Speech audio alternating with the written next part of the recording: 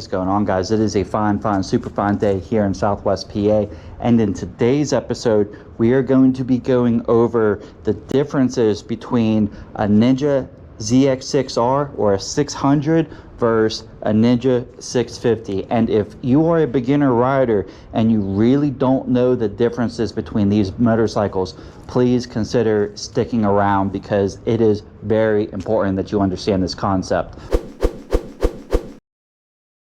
But before we get into all that, I do want to give a huge shout out to Joel and all the other staff here at Mercedes Motorsports for giving me this opportunity to go over and showcase these motorcycles. They really don't have to do that, and it's really awesome that they're working with me and letting us do this. So link is in the description. This motorcycle's for sale and this motorcycle's for sale. This boat's for sale and those quads are for sale. Everything is for sale. Go ahead and check them out. They're quickly becoming one of Pittsburgh's #1 power sports dealerships, and that's for a reason. They're good at what they do and they got the volume to sell. So if you are in the area, go ahead and check them out.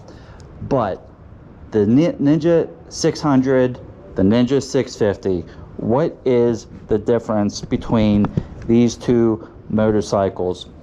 Well, to be very blunt and honest, this is a monster and this is a tame bike.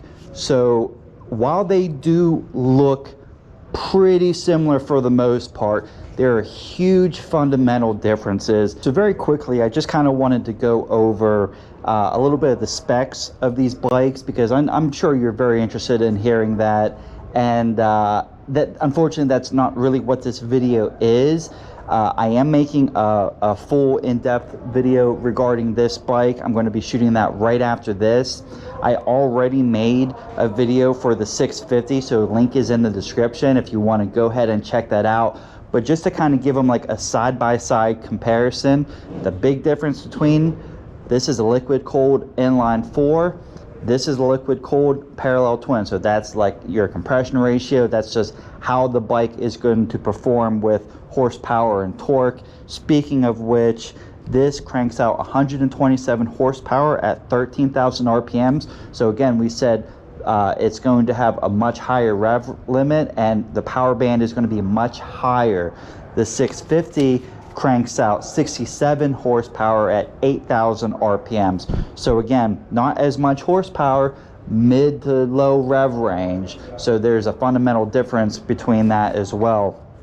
52.1 foot-pounds of torque at 8,000 RPMs and 48.5 foot-pounds of torque at 6.7 thousand RPM. So again, we are much higher in the power band, much higher in the rev range, excuse me, for the power band to really start kicking in.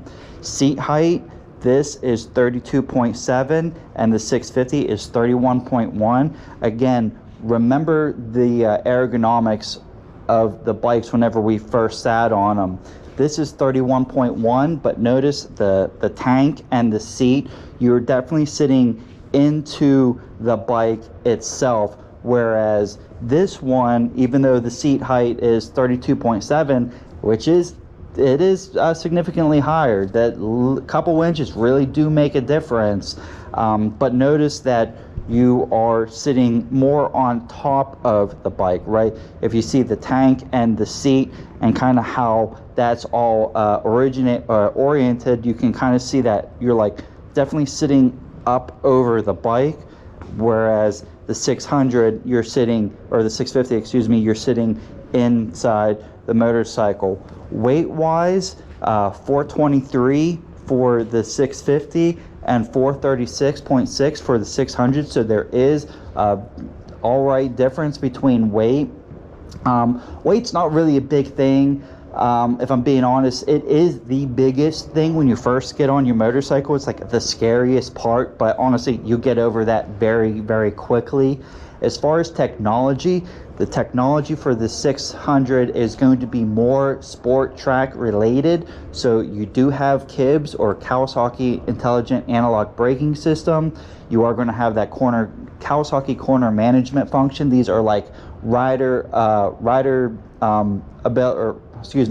rider assist just to kind of make the track a more fun, safe place. The bike's going to perform well, you're going to react and perform well on the bike. That's how it's designed to have that that like rider machine connectivity. Whereas the 650, you're going to get more like kind of comfort rider aids, right? You are going to get ABS. ABS also comes with the 600 if you get it with the 600, or get it with the ABS rather. But this does not have like the KIB system or anything like that, because again, this is more like for pleasure and to ride around. Don't get it twisted, you can most certainly sport ride this bike. That's what's really nice about the 650, because it's kind of like if you're in between, you're not entirely sure which direction you kind of want to lean to, you can still get like the fun sport feel without like the sport feel as far as your body goes. Of course, the 600 is going to perform a lot different than the 650.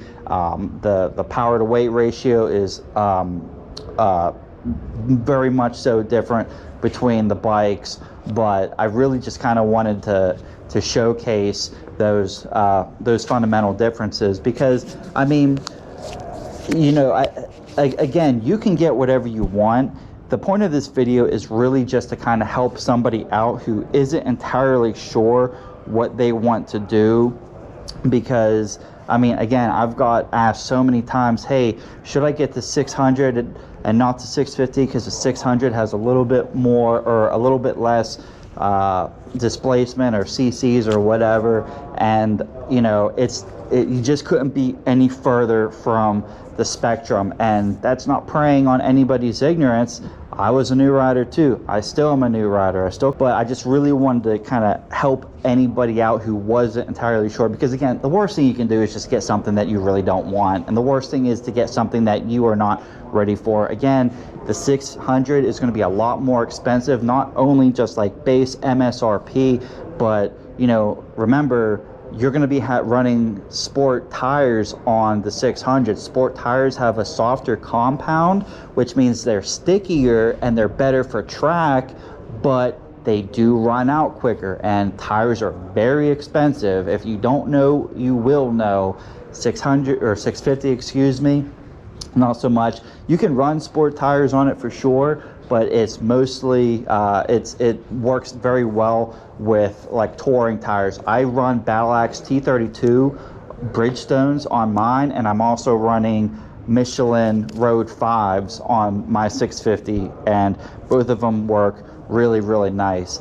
So looking at the Ninja 600 or the ZX6R, we see automatically a super aggressive riding position. Notice that you have a triple clamp here, and the handlebars are super aggressive, super low down, as compared to the 600 over here, where you do have razors, and it is fundamentally different. There's a huge difference between this and this.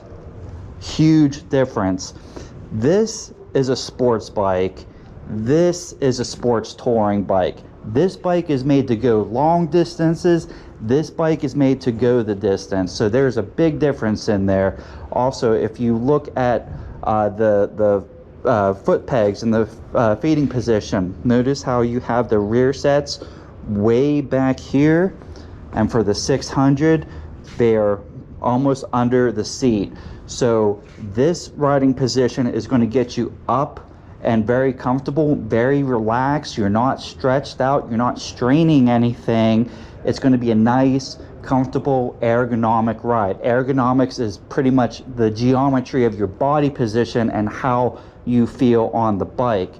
This bike, however, with the triple clamps super low down and the rear sets in the rear, you are going to be in a much more aggressive body position. And when we say aggressive body position, we mean your feet are going to be back, your back is going to be stretched, your arms are going to be down stretched further. So you're going to have a much more you don't want to say uncomfortable, but you know, you really got to understand the differences between the bikes and what they're made for. This is a track bike. It's made to go fast. It's made to be on a track and win races. This bike is not designed to do that. Can you do that? Absolutely, but that's not the purpose of it. This is a touring bike. You can get luggage on this. You can take your girlfriend or significant other on it. It's made to just be a lot more comfortable.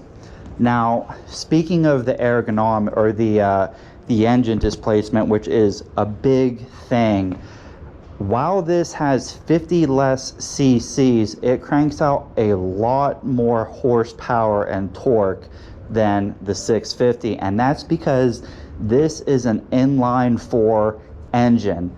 This one is a parallel twin engine, so you have two totally different engines and engine configurations.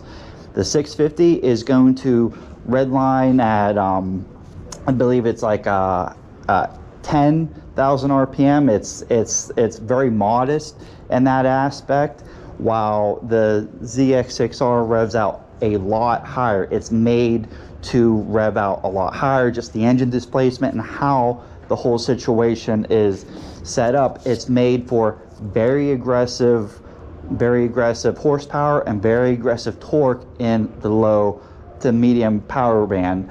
And that's kind of like the well, low to medium power band more so for the 650, because that's kind of why people get in trouble with the ZX6R and these sports bikes, because the power band really doesn't kick in until you are in the medium to high rev range. So what that means is, if this 650 has 67 foot-pound or 67 horsepower, you're not going to hit that 67 horsepower until about 5,000 RPMs. With this one, the horsepower is going to be a lot higher, and you won't hit that power band until you're way into like 12,000, 13,000 RPMs. So what that means is you're already going to be flying on this motorcycle, and then when you get to that power band, you get to that rev limit, that's when it's going to unlock even more power, and that can kind of get people in a lot of trouble if they're not expecting that or if they're not used to that. That's why I really encourage you guys to do a lot of research on your motorcycle. Whatever motorcycle you want to do, you should 110% do a lot of research on it. One of the best ways to do that is to go to your local dealership, make friends with them. You know, they're in your community, help them out, they'll help you out, sit on the bikes, figure out kind of what you want to do, and you know, talk with them, and they can help you out with your riding career. Because I can tell you firsthand, I bought a 650 and I love the 650, and usually the next bike after a Ninja 650 is like a Ninja 1100. My next bike is probably going to be a Voyager 1700, a huge bagger, totally different style of motorcycle, but I like the touring aspect. And while I love the look of the 650, I think it's great, I just want a little bit more comfort, and I want something that's going to allow me to do a you know, cross-country trip, which you should subscribe to the channel, because we are taking my Ninja 650 to Washington State, and that's going to be a very interesting situation for sure. So if you want to know if the 650 can go the distance, it definitely can go the distance. All right, so just swinging a leg over this, I really wanted to showcase the difference in the ergonomics and the body position. Again, ergonomics is just kind of like the geometry between you and the motorcycle, so there is a huge difference between these, which is why I wanted to show you. So throwing a leg over the 600, I can barely flat foot the motorcycle. I mean, I can kind of flat foot it, but it's like right there. 90% of the time I'm on my tippy toes is what it feels like. Also, My back is very hunched over because we have clip-ons that are down onto the bike, so you're getting up over the motorcycle. Whenever we put our feet on the pegs, you can see that my foot is kind of behind my butt, right? It's my foot is behind my butt, my arms are way ahead of me, and my spine is kind of like this. That's where you're kind of going to have to learn how to ride one of these bikes, where if you just try to put your weight on your hands, you're going to be very sore and you're not going to get the most out of your bike. That's why it's very important to have proper riding technique, where you are putting the balls of your feet on your rear sets and you're squeezing the tank with your legs and you're squeezing the side of the bike with your foot. Where at any point in time you watch Moto Jiu-Jitsu, I'm sure you do, you smart, beautiful person, you should know at any time when you're riding, you should be able to take your hands off, which you shouldn't, but in theory, you should be able to take your hands off and play the piano, right? Your body should be supported by your stomach, your abdominals, your feet and your legs. Feet and legs. Feet and legs. Wow. But this is a very aggressive body position. The tank is wide and flat, and I'll show a first person view here too whenever we kind of turn on the bike and show you some things. You have a super wide tank, and that's because this bike is made to get over on itself. It is a track bike. It looks really nice. It looks beautiful. Here in a second we'll turn it on and I can show you a cockpit view of it, but I really wanted to showcase the ergonomics on this. Again, my feet, I'm not really flat footing it. I'm mostly on my toes. Like, flat footing it is very uncomfortable. It's unstable. I am putting my toes, my toes are holding my body position, or holding myself up on the bike. Again, super cramped, or not super, don't want to say super cramped. The handles are clip-ons and they are kind of down, they're facing down, so you're going to get that tucked in point of reference. Now showing the Ninja 650, very upright. This bike, I'm pretty much sitting down into the bike where the tank is up over me. Here it was almost parallel with the seat and the tank. This, I'm sitting more into it. My feet are completely flat foot, and my arms, as you can see, are almost not, I don't say, parallel, but they are very much upright. There's no down here. There's no angle, or very small angle between my hands and arms. So it's very upright body position. My back is essentially straight. I'm not hunched over at all. Back's essentially straight. My arms come out pretty much right forward to the bike, and it's right there. It's a very comfortable bike. And again, I say that because you never want to get the wrong piece of equipment, and motorcycles are expensive. And if you get the wrong thing, you're not going to have a great time. You're not going to have a great season. This is going to be a lot more of a financial burden, because insurance is going to be more, cost of maintenance is going to be more. You're obviously going to be running sports tires on it, so they have a softer compound, so you're going to be running through tires a lot more. It's these little things you really want to lock in on and make sure that you understand, so you don't get the wrong bike. But again, this one, completely flat foot. I am sitting down into the bike, not over the bike like I was with the 600. The handlebars are right out there, super relaxed. There's no locking out, there's no anything. It's a very comfortable body position. All right, just kind of throwing my leg over to show you the cockpit of the bike. You can see this is the 600, and if you can tell, I mean, I even have to adjust the camera in a crazy way because it is super, super aggressive.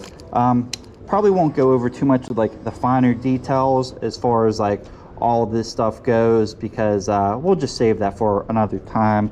But I kind of really wanted to showcase the tank and how flat the tank is. Like, it's a nice deep tank. Like, you can see how deep my hands go in. A nice super wide tank. It's even wide way down into here, unlike the 650 where we'll see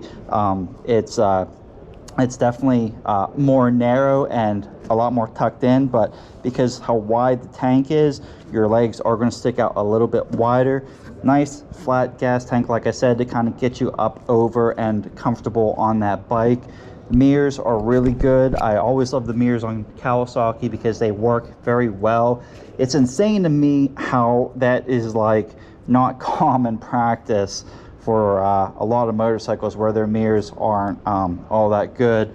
But you know, you can see we can adjust tension and compression here, steepless rebound over here, your preload over here. So again, track focused motorcycle, aggressive. Change this body position, probably still not good enough.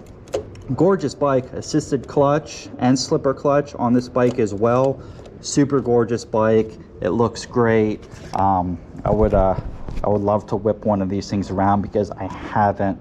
But let's go ahead, shut this off and sit on the 650 to show you reference on the 650.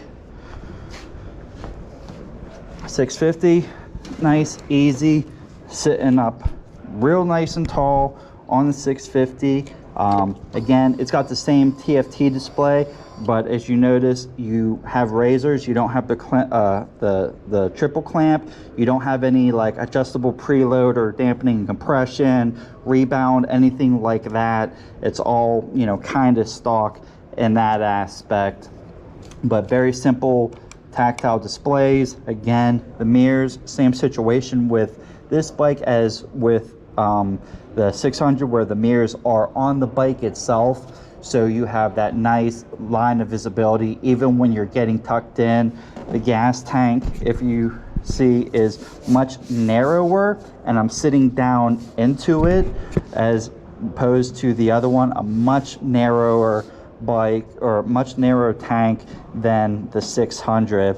I think both of them, I think that one has a slightly bigger gas tank. I think this one is like 4 gallons, and I think that one's like 4.5 gallons, or maybe this is 3.5 and that's 4 gallons. Like, there's not too much of a difference. But other than that, TFT display is about the same. Again, I'm not going to go over that part of it because it's not really what this video is. I just want to kind of show you the differences between the two bikes, and that is a big difference. My leg, whenever I'm on the foot peg, is nice and tucked in to the gas tank. Nice close grip, allows me to sit into the bike, not over top of it. Arms very stretched out, very comfortable. Just an overall great riding position and great bike. I love my 650. You guys know my channel, you guys know how I am about the 650. I'm super biased about it, and I probably always will be, but that is okay. But I think I'm going to go ahead and wrap it up. I really just want to kind of show you this again. If that's something that you're interested in, you know, link is in the description for this motorcycle. I'm going to start filming this motorcycle soon, so hopefully that will be up very soon. But if you did enjoy the video, don't forget to like, share, and subscribe. Again, check out the description to go to Mercedes and look at their motorcycles, their Sea-Doos, their Can-Ams, their quads, whatever this thing is. They kind of just have everything. So if you want to see anything on the channel, let me know and we can make it happen for you. But thank you guys again so much for watching, and I will see you in the next one.